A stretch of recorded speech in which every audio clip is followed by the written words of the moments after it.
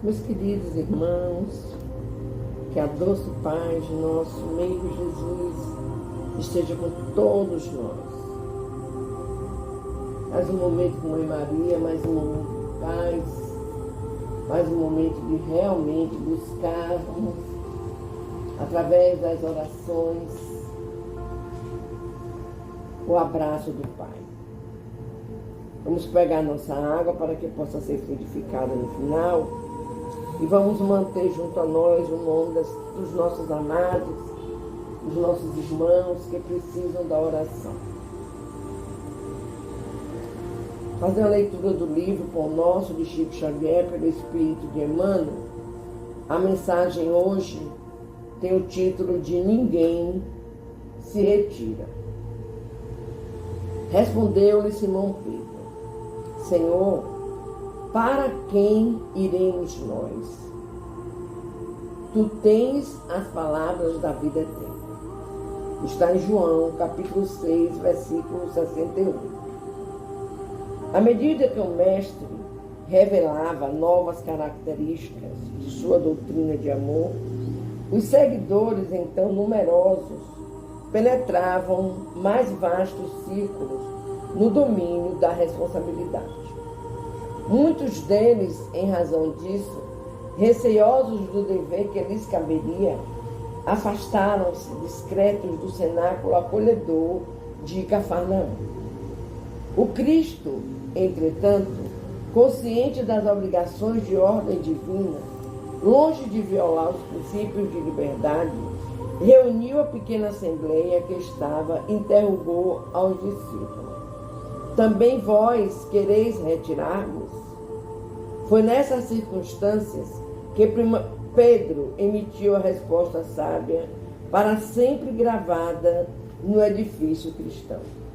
Realmente, quem começa o serviço de espiritualidade superior com Jesus jamais sentirá emoções idênticas à distância dele. A sublime experiência, por vezes, pode ser interrompida, mas nunca aniquilada. Compelido em várias ocasiões por impositivos da zona física, o companheiro do Evangelho sofrerá acidentes espirituais, submetendo-se a ligeiro estacionamento. Contudo, não perderá definitivamente o caminho. Quem comunga efetivamente no banquete da revelação cristã, em tempo algum olvidará o Mestre amoroso que lhe endereçou o convite. Por esse motivo, Simão Pedro perguntou com muita propriedade: Senhor, para quem iremos nós? É que o mundo permanece repleto de filósofos, cientistas e reformadores de toda espécie, sem dúvida respeitáveis pelas concepções humanas avançadas de que se fazem pregoeiros.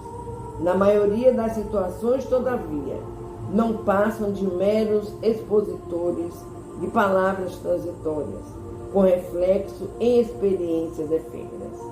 Cristo, porém, é o Salvador das almas e o Mestre dos corações, e com ele encontramos os roteiros da vida eterna. Meus queridos, estamos sempre falando de seguirmos o Evangelho do Mestre Jesus, de nos aliarmos à oração, ao perdão, ao amor que Cristo nos ensinou e deixou como legado. Precisamos seguir Jesus, pois estaremos seguindo o caminho, a verdade, a vida. E ninguém irá ao Pai se não for através do teu Filho Jesus. Continuemos sempre confiantes, pois Cristo, nosso Mestre, Ele é o Salvador das almas. Ele é o Mestre dos corações e com Ele nós encontraremos com certeza a vida eterna. Que Deus nos abençoe e vamos juntos fazermos a oração de nossa mãezinha Maria. Ave Maria, cheia de graça, o Senhor é convosco. Bendita sois vós entre as mulheres, bendito é o fruto do teu ventre, Jesus. Menina Maria, Mãe de Jesus, rogai por nós, pecadores, minha amada, agora e na hora do nosso desenlace. Que assim seja. Louvado seja nosso Senhor Jesus Cristo, para sempre seja louvado.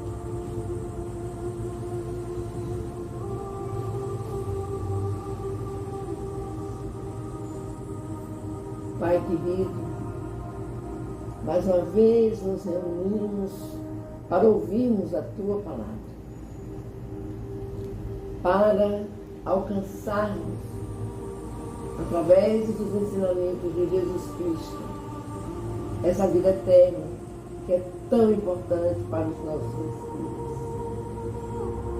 Te clamamos sempre, Pai querido, tem misericórdia de todos nós. E que seja feita sempre a Tua vontade. Sempre, sempre a Tua vontade. Graças a Deus.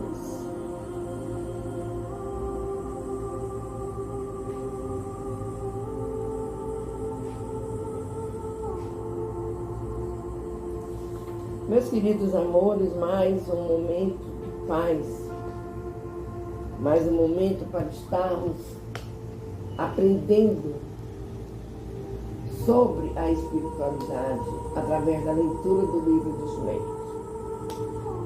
Estamos dando continuidade ao capítulo 29, que fala sobre as reuniões e sociedades espíritas. Estamos lendo as reuniões em geral. O item 326. As reuniões experimentais têm particularmente por objeto a produção das manifestações físicas. Para muitas pessoas, são um espetáculo mais calioso que instrutivo. Os incrédulos saem delas mais admirados do que convencidos, quando ainda outra coisa não viram, e se voltam inteiramente para a pesquisa dos artifícios. Porquanto, nada percebendo de tudo aquilo de boa mente, imaginam a existência de subterfúgio. Já outro tanto, não se dá com os que hão estudado. Esses compreendem de antemão a possibilidade dos fenômenos e a observação dos fatos positivos lhe determina a completa convicção. Se houver subterfúgios, eles se acharão em condições de descobrir. Nada obstante, as experiências dessa ordem trazem uma utilidade que ninguém ousaria negar, visto terem sido elas que levaram à descoberta das leis que regem o mundo invisível e para muita gente constituem poderosos meios de convicção. Sustentamos, porém, que só por só não logram iniciar a quem quer que seja na ciência espírita, do mesmo modo que a simples inspeção de um engenhoso mecanismo não torna conhecida a mecânica de quem não lhe saiba as leis. Contudo, se fossem dirigidas com método e prudência, dariam resultados muito melhores. Voltaremos em breve a este tema. 327. As reuniões instrutivas apresentam caráter muito diverso. E como são as em que se pode aurir o verdadeiro ensino, insistiremos mais sobre as condições a quem deve satisfazer. A primeira de todas é que sejam sérias, na integral acepção da palavra. Importa-se persuadam todos que os espíritos cujas manifestações se desejam, são de natureza especialíssima, que não podendo o sublime aliar-se ao trivial, nem o bem ao mal. Quem quiser obter boas coisas, precisa dirigir-se a bons espíritos. Não basta, porém, que se evoquem bons espíritos. É preciso, como condição expressa, que os assistentes estejam em condições propícias para que eles assintam em vida. Ora, assembleias de homens levianos e superficiais, espíritos superiores não virão, como não viriam quando vivos. Uma reunião só é verdadeiramente séria quando cogita de coisas úteis, com exclusão de todas as demais. Se os que a formam aspiram a obter fenômenos extraordinários por mera curiosidade ou passatempo, talvez compareçam espíritos que os produzam, mas os outros daí se afastarão. Numa palavra qualquer que seja o caráter de uma reunião, haverá sempre espíritos dispostos a secundar as tendências dos que acompanham,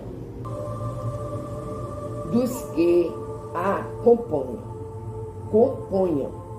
Assim, pois, afasta-se do seu objetivo toda reunião séria em que o ensino é substituído pelo divertimento.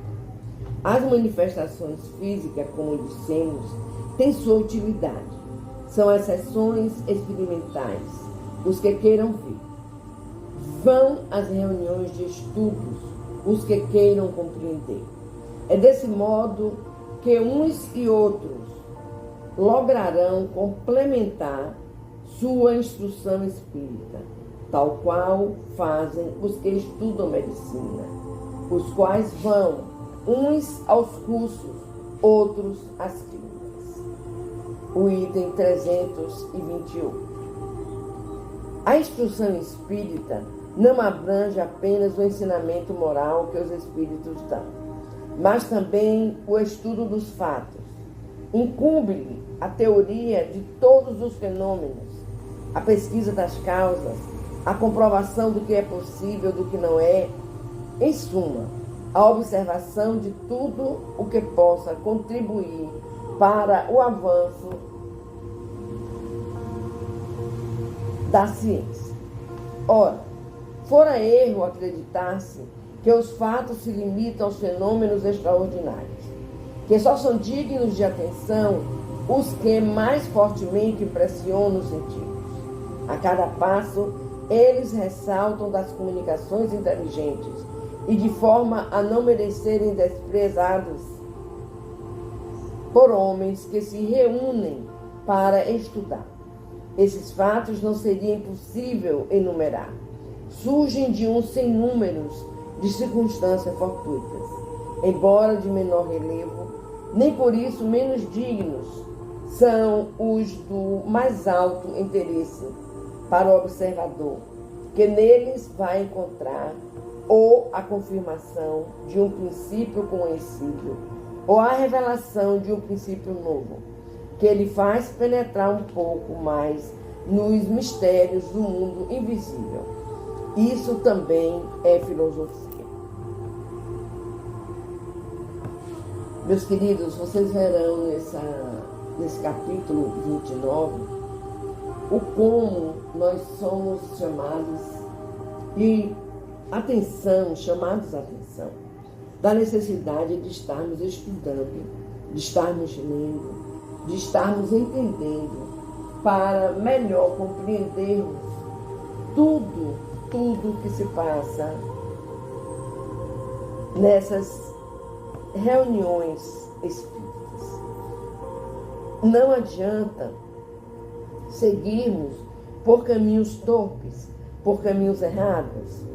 Não adianta. Precisamos de ter a necessidade da seriedade dos fatos, da seriedade do conhecimento, da seriedade da comunicação, da seriedade dos médiuns, porque aí nós estaremos recebendo aquilo que é necessário e único para a nossa evolução espiritual. Agradeçamos aos nossos espíritos superiores por estarem sempre preparados para nos advertirem, nos ensinarem e nos complementar o entendimento. Graças a Deus, né, meus irmãos? Graças a Deus. E vamos fazer a nossa oração. Vamos começar com o Pai.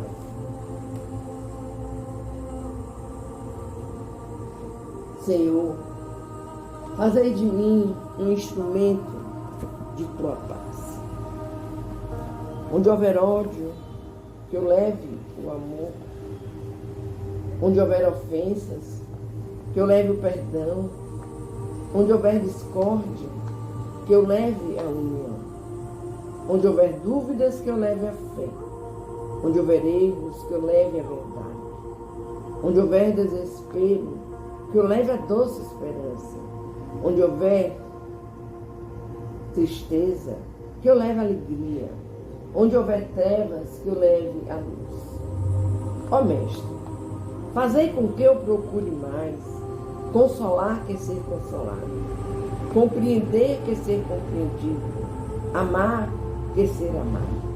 Pois é dando que se recebe, é perdoando que se é perdoado, e é morrendo que se nasce para a vida eterna, que assim seja.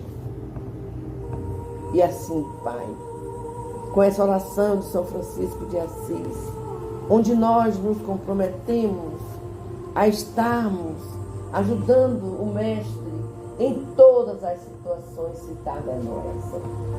Que nós possamos usar esse amor divino, esse perdão, essa oração, para complementar aos irmãos que faltam o necessário para continuarem em sua jornada. Te pedimos pela humanidade, Senhor, tem misericórdia. Tem misericórdia, meu Deus. São tantas as atrocidades que vemos, que muitos irmãos, como eu mesma, já não vejo mais televisão. Para evitar estar ouvindo tanta coisa triste sobre o meu irmão, que ele não veio aqui para isso, Pai, mas se perde. Por isso te clamamos pela misericórdia. Cuida dos nossos irmãos que sofrem dos problemas físicos e emocionais e psiquiátricos. Eles precisam, Pai, de Ti, da Tua luz, do Teu amor, para darem continuidade à vida, sem se perderem nas dores. Que cada um entenda que a dor é limitiva, a dor é remédio, a dor cura o espírito, porque nós buscamos na dor o Teu amor.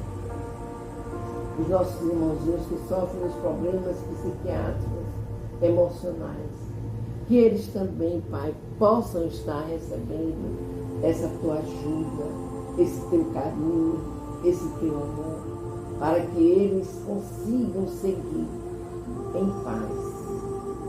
Em paz. Te pedimos pelos lares, onde acontecem tantas tramas, tanta dor, tanto desencontro. E aí vem o sofrimento dos pais, da família toda. Porque é tão triste, Pai, tão triste quando vemos uma família ser destroçada pelo erro, pelas inconveniências, pelos desencontros. Por isso te pedimos, Pai amado, tenha misericórdia, que nossa Mãe Maria possa estar presente em todos os lares, derramando aí o Teu amor, a Tua paciência, compreensão que se faz necessária para que se siga uma vida em paz. Sabemos que desses lares conflituosos sempre surgem aqueles irmãos que voam em busca dos vícios para complementarem algo que lhes falta. Essa falta deve ser preenchida por ti, Pai, pelos ensinamentos do Mestre. Mas alguns irmãos acham mais fácil buscar no mundo aquilo que pode ser completado com os ensinamentos de Jesus.